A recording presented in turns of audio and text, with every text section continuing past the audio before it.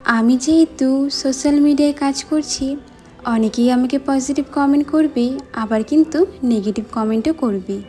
এটা আমার প্রথম থেকেই জানা ছিল। নমস্কার বন্ধুরা, আমি দিয়া। আমার একটি মিনি ব্লগে তোমাদের সবাইকে জানাই অনেক অনেক স্বাগত। আমার আগের ভিডিওতে বেশ অনেকজন বলেছিলে, আচ্ছা দিদি ভাই, তোমার শ্বশুর বাড়ির একদিন হোম ট্যুর দিও তো। তা চলো, তোমাদের কথাতেই আজকে আমার শ্বশুর বাড়িটা কেমন দেখতে সেটাই তোমাদের সাথে শেয়ার করি। আমাদের বাড়ির গেটটা কিন্তু টিনের, সেটা তো প্রথমেই দেখালাম। তারপরে রয়েছে বেশ কিছু ছোট ছোট গাছপালা। আর এটা কিন্তু সেই কুয়ো, যেটা তোমাদের প্রত্যেক দিন দেখিয়ে থাকি।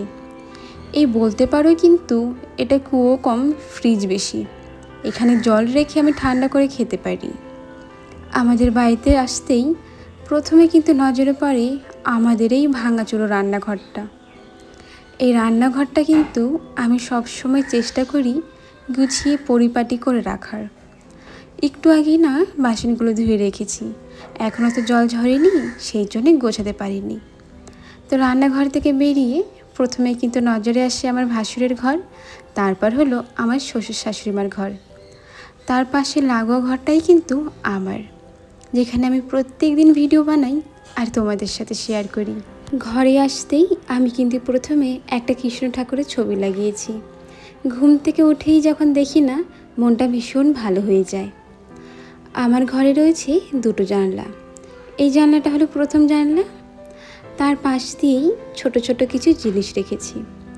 আসলে আমার ঘরে জায়গা তো টুকিটাকি থাকলেও রাখার মতন যে বড় জিনিস না, সেসব কিচ্ছু নেই। ধীরে ধীরে করার চেষ্টা করছি। এটা কিন্তু গ্যাস সিলিন্ডার, যার উপর চালগুলো রেখেছি। আজকে তো আমার শ্বশুর বাড়ির হোম ট্যুর দিলাম। তোমরা সবাই আমাকে আশীর্বাদ করো, যাতে আমি তোমাদের সাথে আমার নিজের বাড়ি শেয়ার করতে পারি। নিজের বাড়ি বলতে যেটা বলতে পারবো, হ্যাঁ, এটা নিজের টাকায় কিনেছি, এটা আমার।